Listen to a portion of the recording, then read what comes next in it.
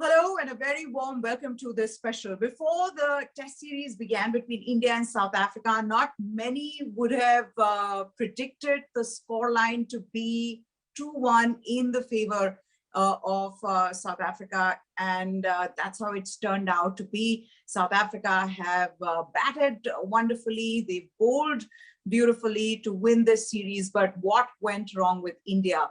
Where were the weaknesses? Where were the moments, or what were the moments which India couldn't capitalize on? Where did it all go wrong for India? We're going to look back at that, just trying to analyze what Virat Kohli and his boys did wrong in South Africa, because this was a huge opportunity for this Indian team to create history. They are one of the best sides. This is the same team that had won against Australia, and Australia not once but twice. They are leading a test series in England 2-1. They have what is one of the best bowling attacks in the history of the game where with respect to India. You are looking at a team that had everything going for them. Also the fact that Amrik Nokia, the top bowler for South Africa, was out. Quinton de Kock was injured, announced his retirement midway through the series, and yet India couldn't win the series. So Nikhil Narayan is here with me. Nikhil, a lot has been talked about India's batting, and we will get into the specifics of it. There is no doubt about how Indian batting was expected to perform much better, but they couldn't do so. But let's deep dive with numbers into India's bowling as well. It was a pitch that had much on offer for the Pacers, but how the Indians bowled and how their South African counterparts bowled the Pacers, there was a huge difference. Yeah. The South Africans just managed to use the conditions much better than the Indian Pacers. Right, Maya. While everyone has been talking about India's batting, the fault line lying with the India's batting, and that's true. I think India should have given a target of 250 plus both in Johannesburg and in Cape Town. But even if they collapse, even if the low order collapse, Pujara, Rahane, Agarwal go not good, which we'll discuss later in the show, I think 200 plus historically, looking at the conditions and pitch, and looking at this South African batting, which was the 8th best or the 8th worst, I should say, in the world since AB's retirement, India should have defended 200 plus targets in both the matches. They did not, and that is disappointing. The fast bowling in the last innings of both Johannesburg and in Cape Town was disappointing for me. If you see the overall numbers also, Meha, you will see the collective average of South Africa is better than India's, and the major difference is in the collective strike rate, which shows the wicket-taking prowess. South African bowlers much better than the Indian bowlers. Now, why did this happen? See, Bumrah was a bit off color, we all know, in the Johannesburg test, although he came back brilliantly in Cape Town. I think the difference was that South Africa used their home conditions better. They had taller bowlers, so they used the height advantage better, which has been, we've discussed this before in the show also. What they did was they bowled good length and short of a good length and got the ball to rise, steep rise of a good length and short of good length, which made the Indian batsman uncomfortable and got the outside edge into play. If you remember, all the 20 wickets in Cape Town were caught, which is a record in Test cricket history. So that's what the South African bowlers did, got the slip cordon into play. What the Indian bowlers were doing, they're not so tall, and we were not playing Ishant Sharma. So we were trying to bowl a touch fuller, get the ball to swing and seam.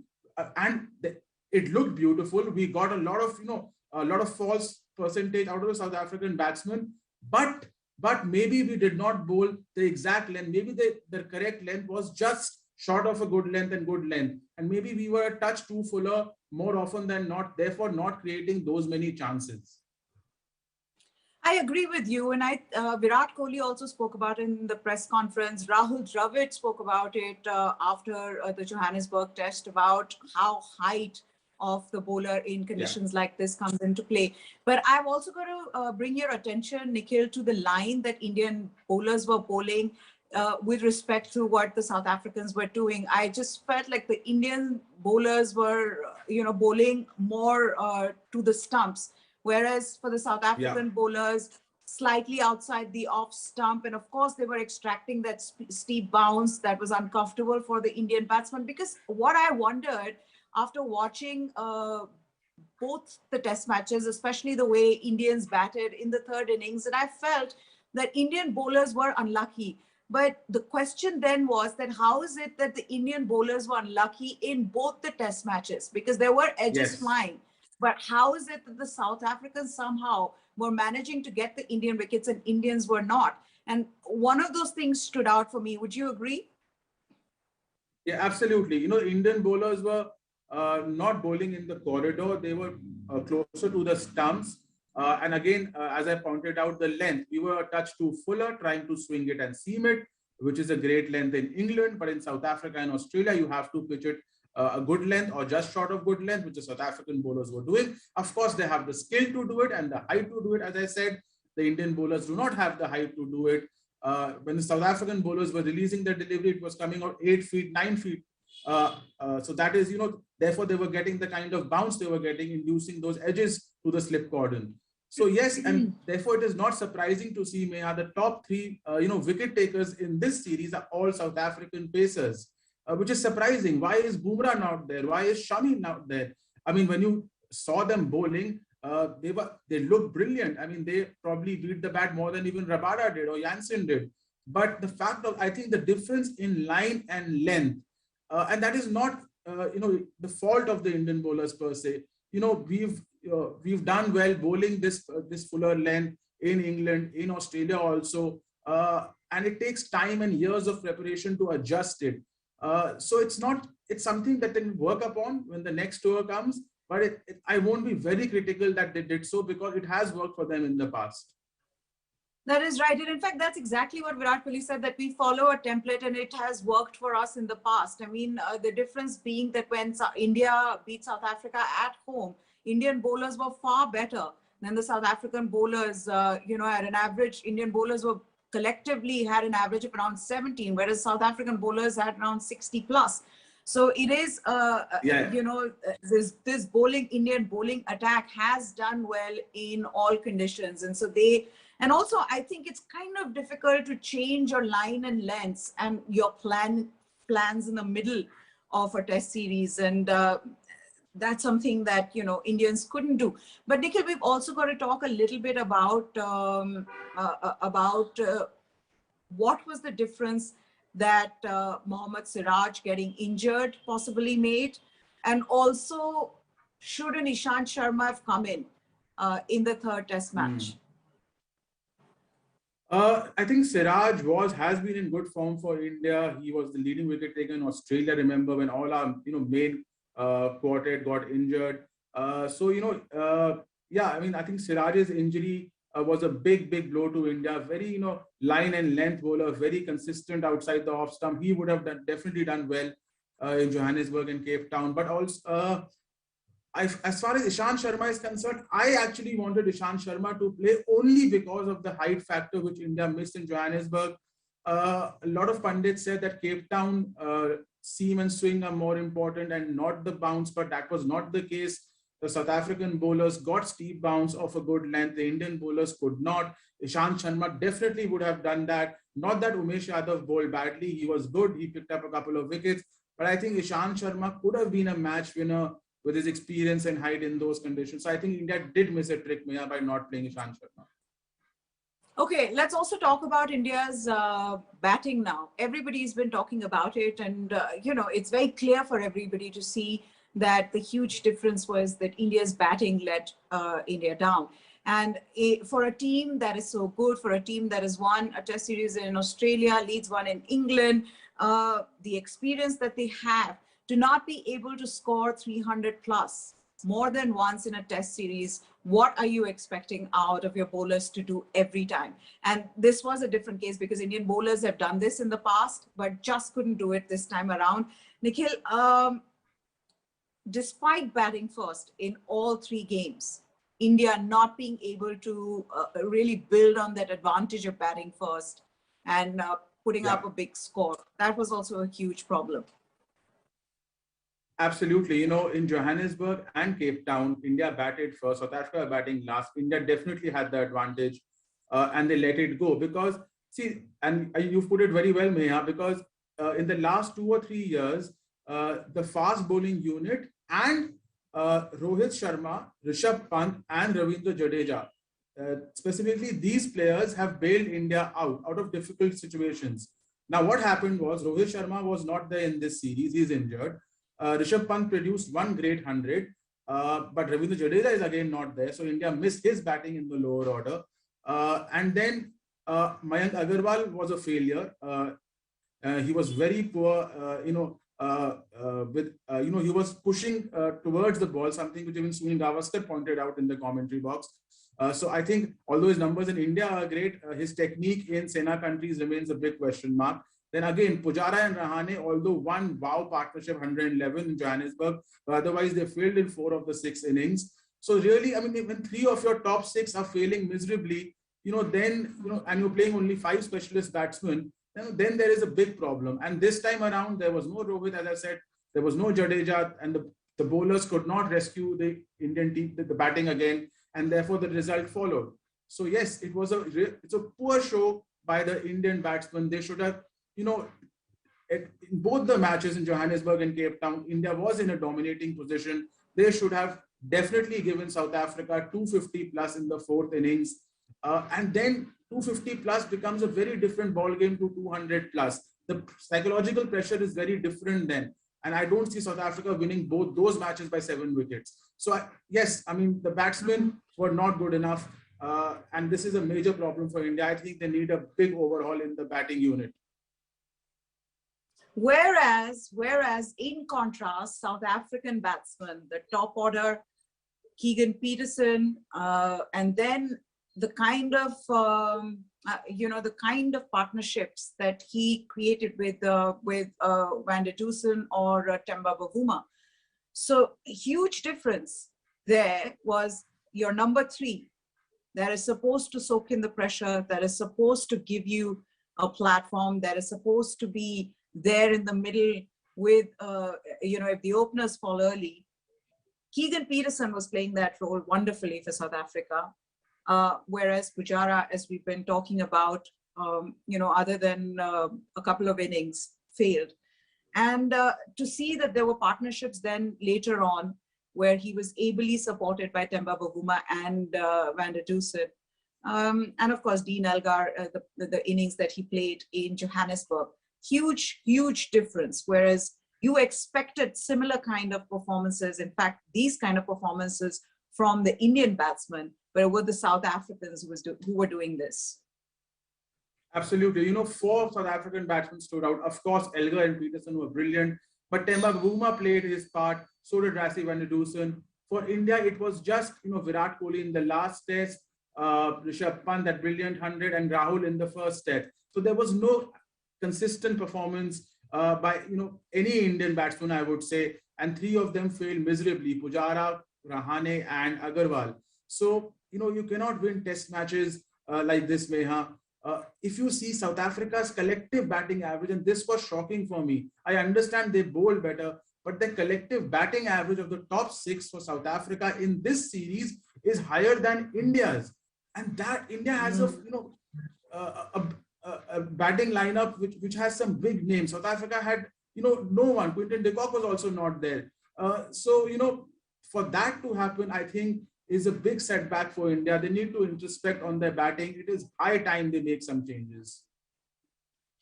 And on top of that, then you get 4 lower order collapses in the 3rd innings. In both the matches, I think in the second match, in the first match as well, you saw a lower order collapse.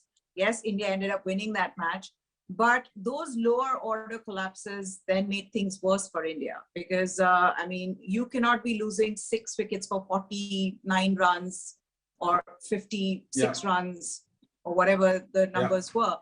But India just wasn't able to wag the tail. Yeah, and this has been, India's problem for quite some time, especially when they travel in Sena countries. The lower order does not attach a price on the wicket. It has happened time and again. They've been lucky; they've been bailed out by the bowlers, but this time that was not the case. In both Johannesburg and in Cape Town, you know, first innings also there's a collapse 5 for 46. Second innings 8 for 111. Then Cape Town 6 for 56, 6 for 46. I mean, you cannot bat like this. If you are in a dominating position, you need to continue the domination. Therefore, that's how you win test matches. That's how you become a great all-conquering test team like West Indies were, like Australia was in the 2000s. You don't give up the position or advantage by collapses. What the manner in which Ashwin was dismissed, the manner in which Bumrah, Shami threw away their wickets. Yesterday, when they should have supported Rishabh Pant, who was going great gun at the other end. 50 more and India could have been in a winning position in this match. But don't score runs, but do not throw your wicket away. And I think it was really, I mean, the top order failed, but it was also very poor application and batting by the lower order. And therefore, India just managed to give them a target of above 200 and South Africa chased it down. What this has also done is that this has put the spotlight back on Ajinkya Rahane and Cheteshwar Pujara. Despite their performance in Johannesburg, overall, if you look at their batting and why some of these performances or lack of performances get unnoticed is that if your team wins, all the attention goes on all the players who performed. Whereas for Ajinkya Rahane and Cheteshwar Pujara now, there will be calls for trying to give a chance to some of the younger players, some of the players who are waiting in the wings. And that means that one of them will feel the heat straight away. I think come Sri Lanka series, I don't see Ajinkya Rahane in that team sheet. Absolutely, Meha. I don't see Rahane too. In fact, I'll be surprised if they start with Pujara also. I think they need to give Hanuma Vihari, Shreyas Iyer, even Surya Kumar a chance. Rahane and Pujara, their numbers since 2021 are shocking. They're in the bottom 3 in terms of batting average. You cannot have an average of 20, 21, 22 and play test cricket for India at this. I mean, you cannot do it. They have to be dropped. There is no other way. I mean, India has to move forward. Also, a lot of spotlight now on Virat Kohli. Meha, we discussed this yesterday. The way he conducted himself, it's not gone down well with a lot of people. A lot of people are criticizing this behavior. Now the team has lost, so there'll be more scrutiny on him. So I don't think, a happy period awaits Virat Kohli in the near future.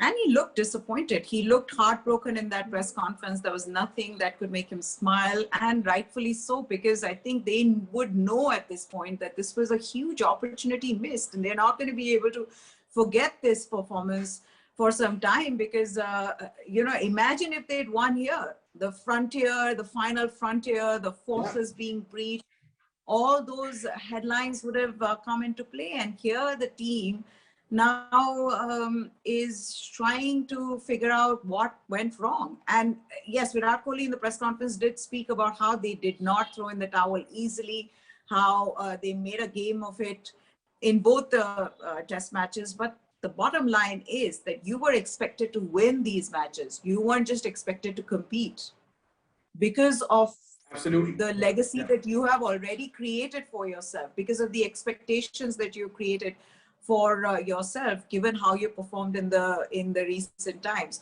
So to be able to compete in a series against a team in transition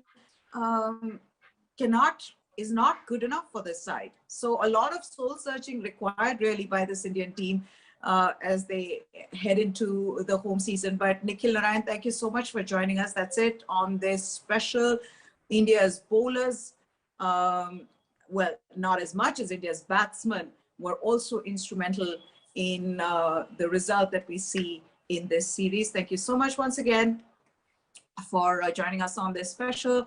For now, goodbye. Thanks for watching all the latest from the world of sports. Do keep watching News 9 Digital. Subscribe to our YouTube channel if you haven't already. Put in the comment section below what you think of the show and if there's anything we can add to it. For now, goodbye. Thanks for watching.